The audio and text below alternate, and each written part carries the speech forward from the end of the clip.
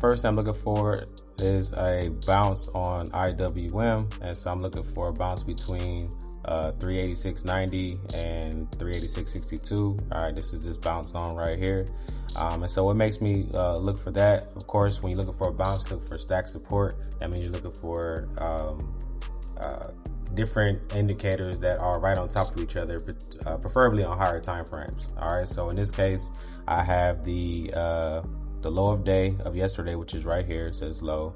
Also, I have the 50 EMA on the 4 hour and then the 200 on the 1 hour. So they're right next to each other. So that's going to form a barrier. So in order to break through the barrier, it needs a lot of bearish volume. And if it doesn't, then it's going to bounce up.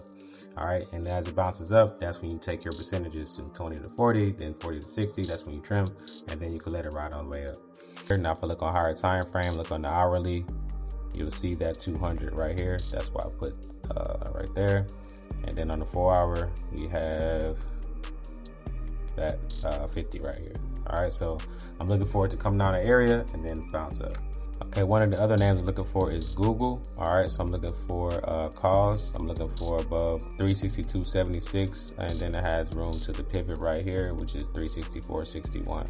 All right, so again, for me personally, when I'm looking for calls or puts, I'm looking for space. All right, so where's the area where there's space, where there's not a lot of resistance or support?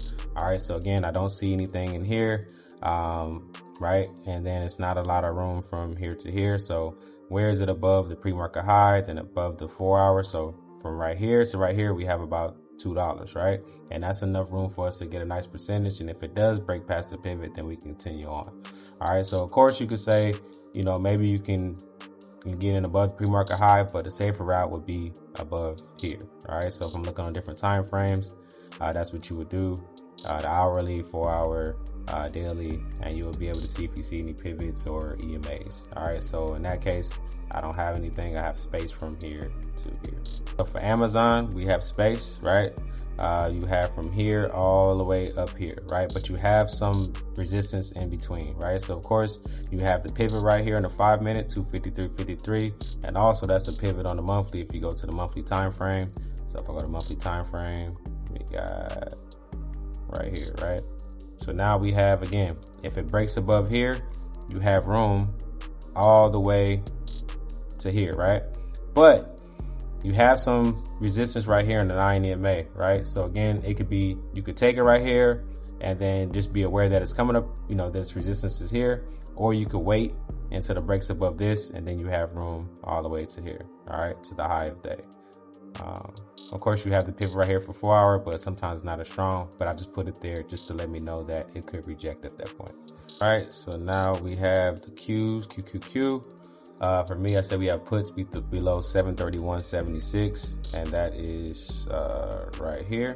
All right, so we have, so let me move this right here, 731.76. This is my alert. All right, so again, right now you see it's on a downtrend, right? You see it's even riding the 9 all the way down, right? But, okay, so now it's currently at 733.85, right? Okay, so of course it's probably gonna reach here when the market opens. All right, so at this point, once it breaks below this pivot, you have room to the next pivot. There's nothing in the way. All the EMAs are on top. I don't see anything on the higher time frame. So if it gets below this pivot right here, we have room to here, right? And then potentially we have room further down. But that is the space that I see.